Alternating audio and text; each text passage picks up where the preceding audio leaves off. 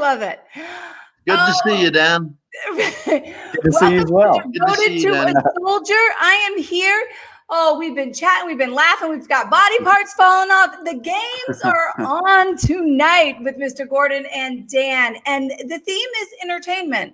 And we're going to see where this goes with, because both of these gentlemen are kind of in that space in very different ways.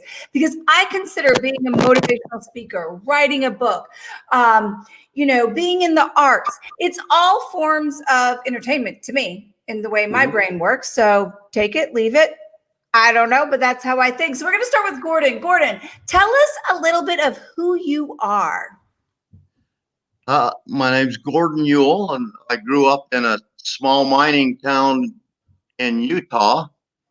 And it was a 45-minute bus ride to school. And on the weekends, it was easier to get a case of dynamite than it was a case of beer to go play with out on the desert on the weekend.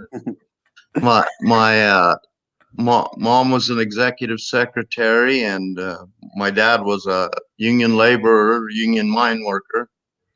And after I graduated high school, a lot of my friends got a little vacation or a car or something, and my parents gave me luggage and told me to use it. So I found a recruiter's office and didn't think I'd see the end of my first enlistment, but then the first Gulf War happened, and a sense of pride burned in me, and I not only finished my first enlistment, but stayed for another 24 years in the Army. So that's a little bit of me in a nutshell. Just a small little bit. You'll have to. I couldn't even fit your bio in the little the flyer. I was like, oh man, I just try to take the best of the best. So you can believe half of it. Small snippet of Gordon. But Dan, how about you? Well, that was awesome, Gordon. 45 minutes on a bus ride. That's so I grew up in a small town as well.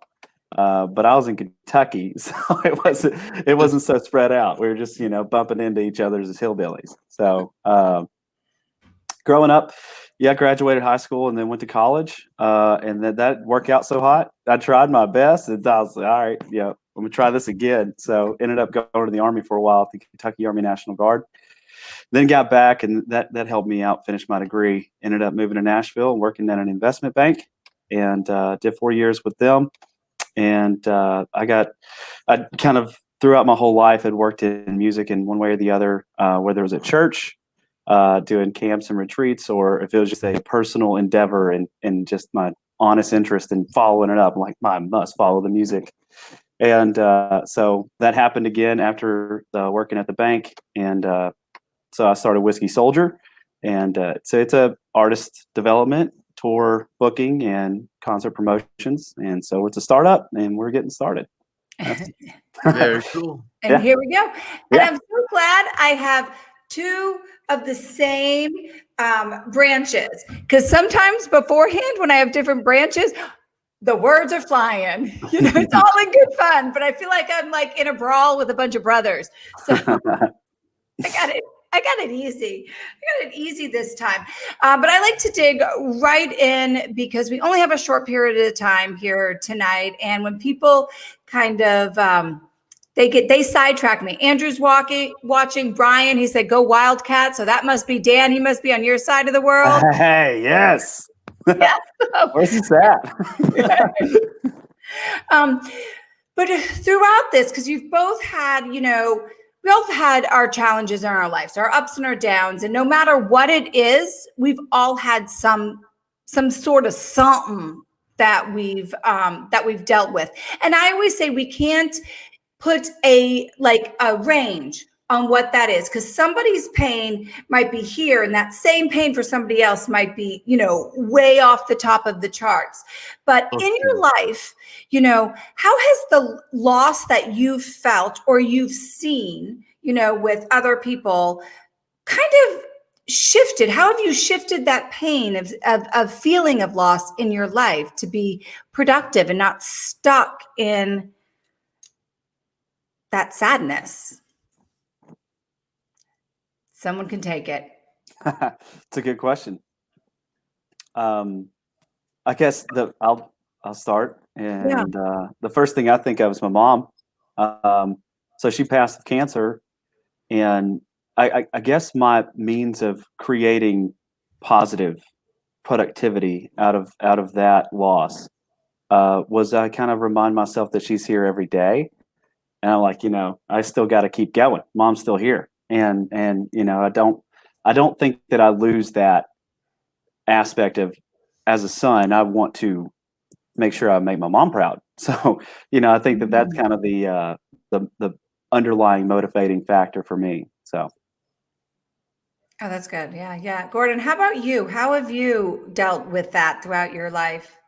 I mostly started in Iraq in 2006. Uh, I was a bomb hunter. My job was to find the roadside bombs and to train other teams to find the roadside bombs. And it was during the Battle of Ramadi, and the when a bomb would go off, the bomb wasn't the event. The bomb was just the start of the event, and an ambush would usually follow. But I got injured quite a bit and was in pain a lot. And then I decided to make pain my friend. I would tell myself, if I'm in pain, um, I have to be alive to feel pain. So if I'm alive, I'm going to be going home. So I made pain my friend, and the more pain I felt, I just told myself, "Hey, that's a good thing. That means I'm alive, and I'll be going home sometime." And then uh, seventh time I was blown up was pretty severe. It put me out of the game, and began a long road of recovery. So during the recovery, when I knew the therapists were going to come every day, the pain was going to come every day. So again, I made pain my friend. I could tell myself, I just write down one positive thought every day, and maybe I'd write it on the back of a gum wrapper, maybe I'd write it on a napkin, on my hand, whatever. But I would keep that with me all day long. And as the pain got worse, I'd grip that thought worse. I'd say that positive thought over and over in my mind, and that helped me to get through those painful days, was just having something positive in my mind and in my hand to physically hold on to Yeah, that get constant there. reminder, that having that constant reminder, that was kind of the both of you. Have you ever felt like that sometimes people are they're still here physically, but you've lost them? There's something about them. Like, I know, and I speak that way because, like, my father's physically alive, but I've lost him. He's no longer in my life. So he's do you think the same kind of mindset that got you through what you just talked about would work for in that circumstance? Just, they're still physically here. You could go and see them if you want to, like, logistically, but they're gone out of your life. I think that'd be difficult. I mean, if I would almost, that's absolutely difficult to be present in body and absent in mind, and to have to look at that and experience that, and that the life and the memories and the interactions and things like that would, I'm sure that's very difficult for you.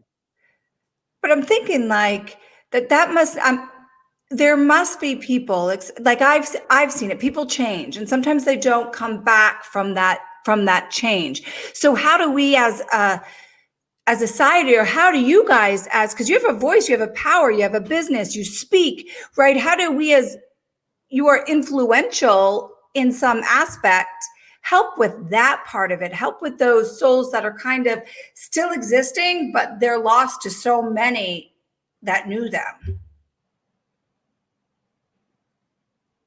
For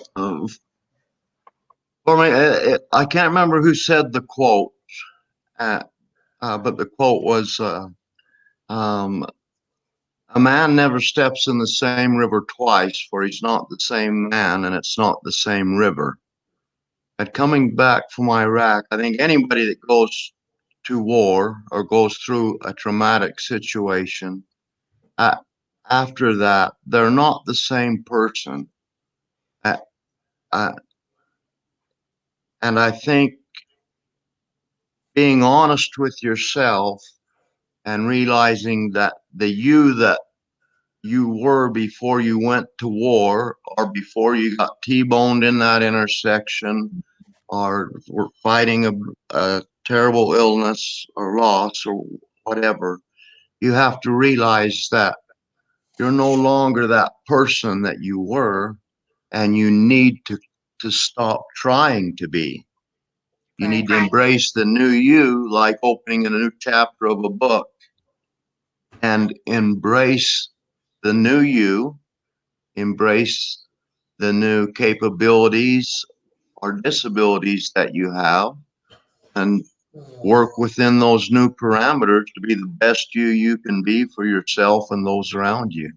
Right, right. How would you, Brian's asking this question, so if you guys can answer it for him, it says, how do you move on without dishonoring your loss that is keeping you from moving on? Well, I think that, so if anybody's familiar with the Clifton Strengths from Gallup poll, it's a personality test, and I did it, and it came back and it said that my biggest strength is appreciating and loving history, and so that's what I think that I would do in that nature is that if I'm going to honor somebody, then if you need to have an artifact that gives you that memory, if you need to have a ritual that gives you that feeling, whatever you need to do to honor those individuals that you seek to honor, then I would, then make it part of your routine so you can identify with that moment that you need to have with that. So true. That is. So I want to kind of move on because I could talk about this forever, but I have so many topics that I want to get to. So how have you, okay, so you each have a unique and different, military experience, right? Mhm. How do you translate that into what you do now? Because it's so a part of you. So how is that transition, how does that translate into the gifts you have now?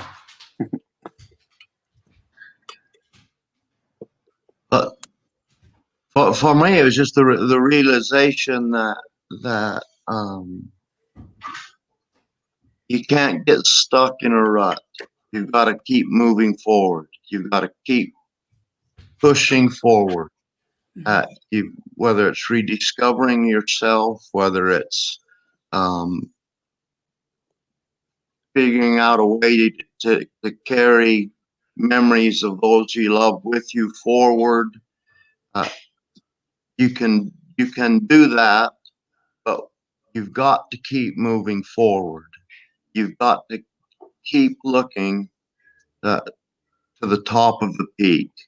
It don't matter how many times you fall down. What matters is how many times you get back up.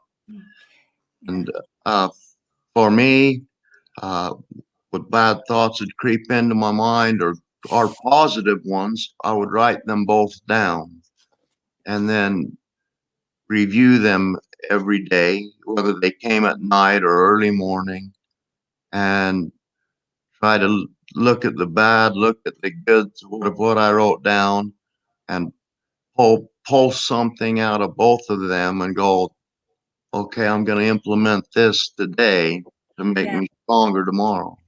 So it's kind of like the same tools you used when you were overseas, and then that you used through your recovery of basically rebuilding your whole entire body. If people don't know, this is the bionic man. He is, and even into your writing and into your speaking, you are taking that how you feel in that moment and translating it to others. Is that like, that's kind of how I'm seeing that you translated, you're just doing the same thing. You're just repeating and applying it to where your life is now.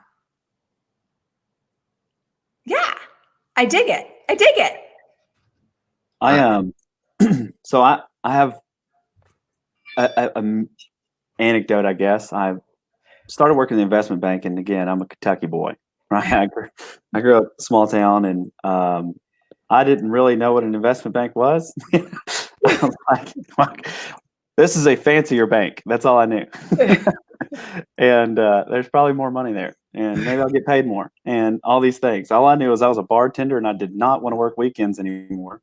And so I was like, a bank will do that for me. And so that's where I was at when I graduated college, and I got this job. And this job was a liquidity manager for a $3 billion securities account. Now, as an operations job, it sounds way cooler than what it was, but I just played on Excel all day long.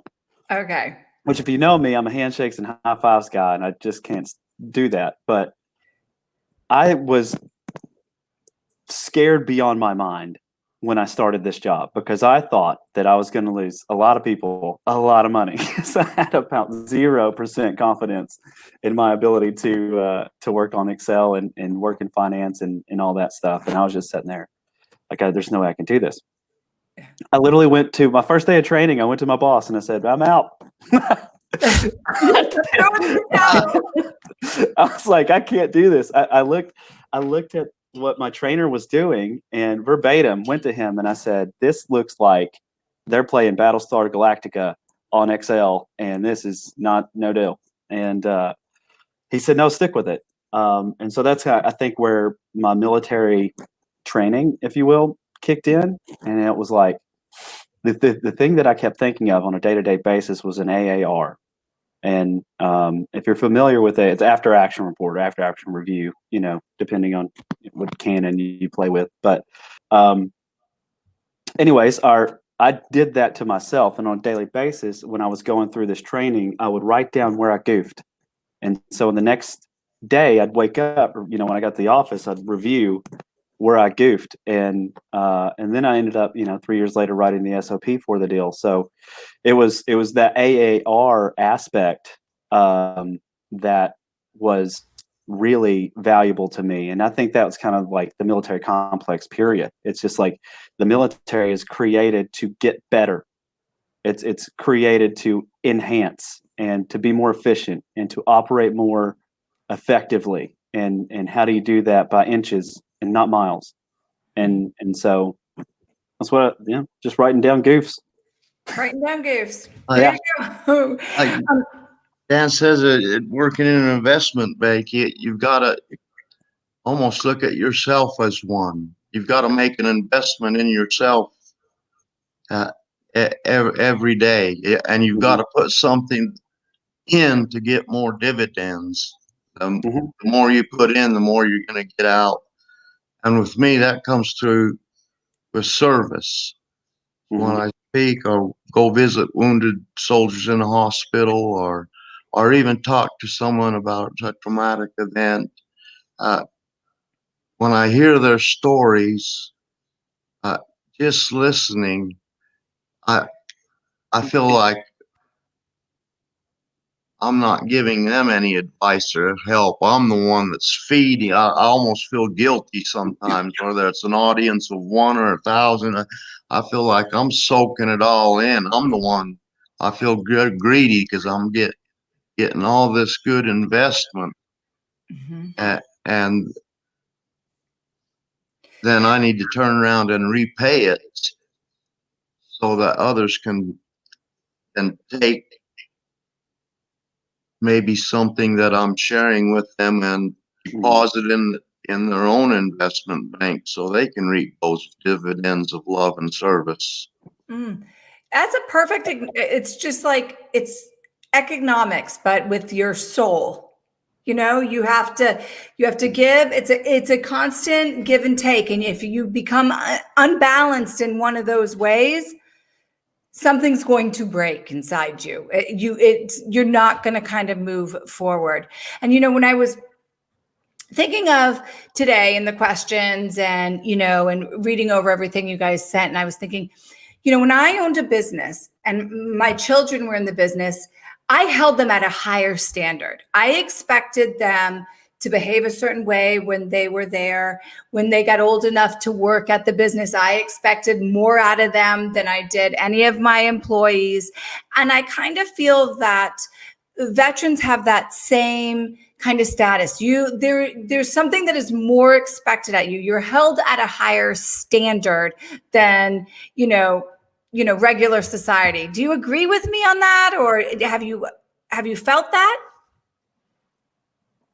Yeah. I think that's a fair assessment. I think that a lot of people associate the military as a degree of excellence predicated on the behaviors and the habits that we had to do. So you had to wake up early, and you had to work out, and you had to dress good, and the uniforms look good. So you got called And I think spade. and I think we do have to hold ourselves to a higher standard, especially if we're uh, in front of people. We are directly or indirectly representing a a group of America's national treasures, our veterans, and if we've got to present ourselves well and hold ourselves to a higher standard, and be totally honest, brutally honest. Yeah.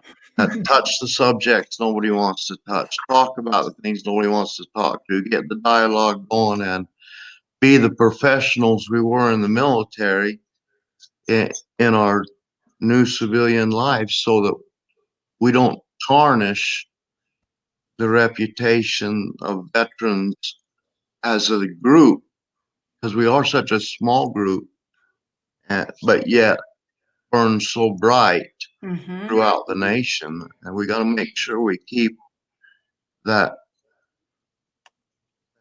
reputation that veterans are a true national treasure. We got to keep Yeah, I Yeah. think that a lot of that people. intact, or we'll lose the support of the patriots in the country that we need. Yeah, I think it's a very good point. I think that at the end of the day, we, in a lot of ways, are maybe living memorials of patriotism. That people associate what they think of in America as how we are the artifacts of freedom, effectively. That and our friends, and Monday, Monday is a big day for us. Yeah. So So true, Dan. And without a doubt, I think in society today, sometimes it feels like the Constitution's hanging by a thread, and maybe we're that catalyst that can help inspire more patriots. And I believe America needs patriots today, every bit as much or more than it needs our soldiers or veterans. We can protect the country abroad from terrorists, but mhm. we need patriots at home to keep the faith, believe in the flag, believe in God, believe in all those things that make us so special and stick out above any other country in the world. Yeah. It's I totally agree on that. And I love how you guys explained that higher standard, because you said it so well. I'm like speechless. I blah blah blah blah. I'm just blubber, blubber. But now I've come across this a couple times, and I have my way of handling. And I want to know, like, your voice exactly what we just talked about is so powerful. It's more powerful than any other voice because you are speaking something that you lived. Now, I know that there are some people, some veterans out there that have kind of lost the lack of insight of what their voice the power of their voice can handle. And some just frankly abuse it. So like when I come across that, I usually am like, okay, I'm done. No longer am I going to associate with those people. Because I feel, I almost feel like they're traitors. Like you're going against what you are supposed to be and uphold. How do you guys handle that? Or do you handle it? Or your opinion on it, I guess? Do you want me to go? Yes, somebody. I'm good with it. I mean,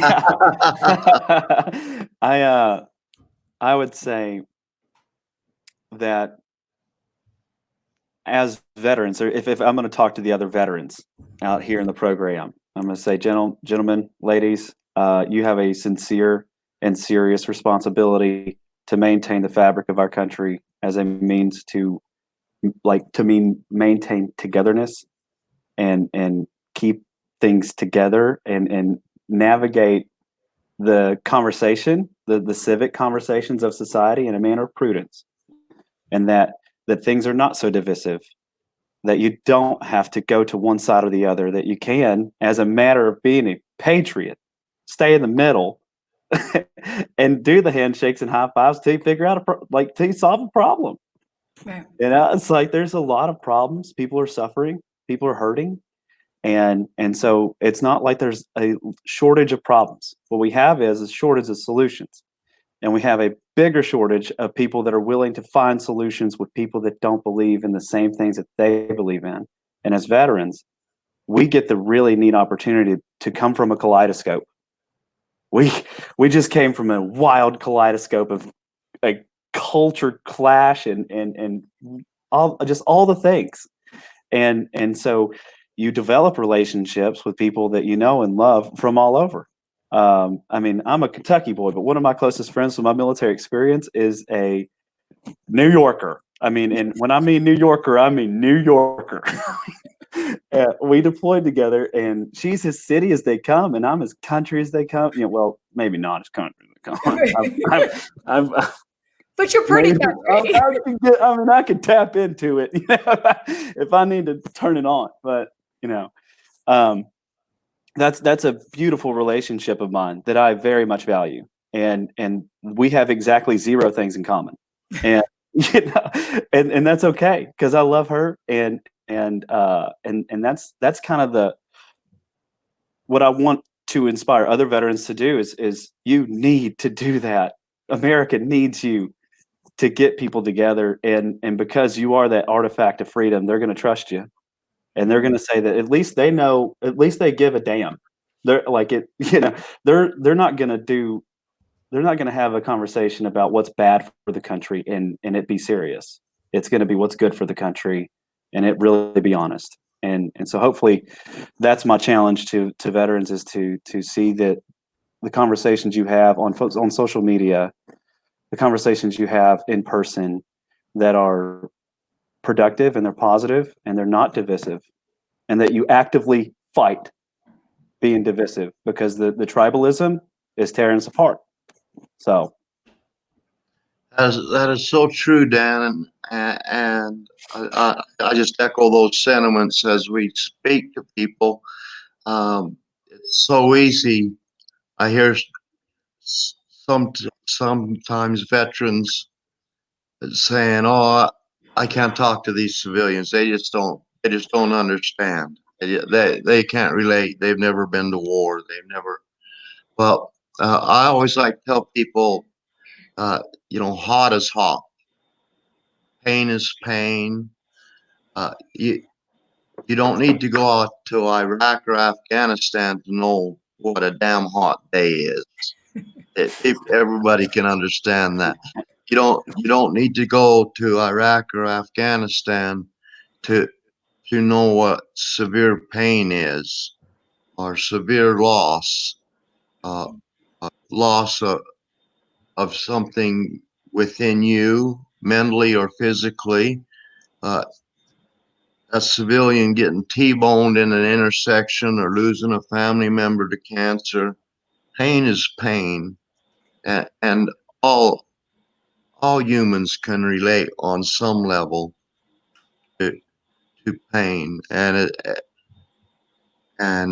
we can't let that wall go up, and we've got to share our stories, share our uplifting experience, repeat uplifting experiences that we've heard from others. And like I did in the military, everybody was green. Everybody Yeah. was green. There were my brothers and my sisters. And if I just take that one step larger on the national level, uh, everybody's green and everybody's an American. Mm-hmm. I don't like the adjectives before an American. I'm a this American or that American, we're the only country that throws something in front of the country. Just Yeah. America. We're all Right. Americans, patriots, and if we look at everybody like as just being green or being red, white, and blue and American, Yeah. it'll wipe out a lot of barriers in itself. I love that. Mm-hmm. Well, there's the truth. You have to, when I think veterans, yes, and then anybody that is a patriot, it's you have to forge forward with what you want. So you want misery?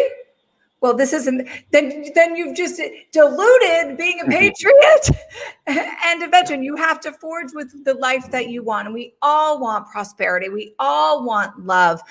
We all want and need community. So if you lead from your heart, it doesn't, like you said, it doesn't matter if you disagree or not. There, you can't go down the rabbit hole. Yeah. It is our duty not to go down the rabbit hole. And of course I went over. I knew I was going to go over. I apologize for taking up more time. But is there any last closing words? Anything that you would like to share? I have something that if you can share, because you guys are both, if you could just share, what does your giving of entertainment kind of mean to you? Because you guys, you give your heart, you give your soul, you give what you love and your passion out for the purpose of bringing joy to other people. Mm-hmm. In a closing message, why? Like, that's in depth. I love to feel the love. Love to feel the love. I've never written a speech before I've got up to speak to someone. I look out, and when I see my audience, I open my voice, I open my mouth, and the words come out. I have faith that the higher power I believe in will let the right words come out. But it seems like the more I give a little piece of my heart, a bigger piece comes back. And it makes me want to give a bigger piece next time. But again, a bigger piece will come back. Just share the love, and it doesn't have to be big things. A little smile, one little act of kindness, one little smile can totally change someone's day, or in fact, even their life. Yeah. Just let those little acts of love and kindness add up, build, send it out. It'll come back like a boomerang and send it out again. I love that. Yeah, me too. I gotta echo that. Of course, I love people, but I think that when I endeavored originally, I wanted to bring an authentic experience, and so a lot of how my approach from a entertainment perspective, I want to be authentic and like funny enough, created a songwriters round in Nashville called Patriot Stories. because I want to highlight individuals that can bring a positive message with the backdrop of patriotism, with that understanding that there is that you don't, it doesn't have to be kooky to be a patriot. Like I'm, not the coolest guy in the world, but maybe cooler than some of them. I'm a patriot. So it's like, so we do the songwriting round in Nashville called Patriot Stories, because I want people to have an authentic experience with individuals like, let's say, for example, Nick Cross, Army Ranger, singer-songwriter here in Nashville, and just an incredible human, great dad, fun dude.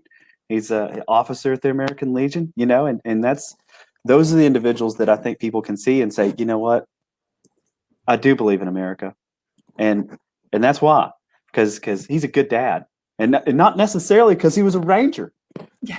Because he wrote a song about his dad, but he could talk about being a Ranger, and that connection, it amplifies. So, love of people and authentic experiences would be my Very cool, Dan. That is Thank you. very cool. I didn't know that. I love that. Now I'm like, now I got to go check that out, right? Oh, it's gonna be a big time whenever this is all, the whole. Yeah. Yeah. Well, oh my gosh, you guys, thank you again for sharing your experience and your heart and just who you are and your opinion and being so open and honest. And nobody told me that I was too nosy. So win for me today. You rock. Both of you do. You're amazing.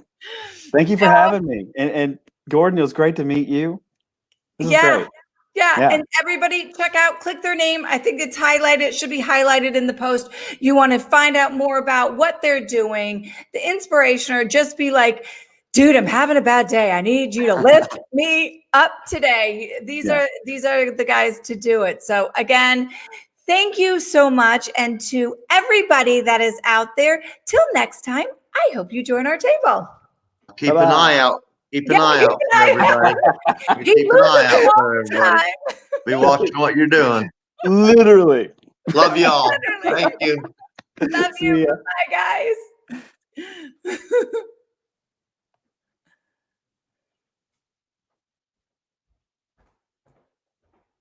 All right. Hold that.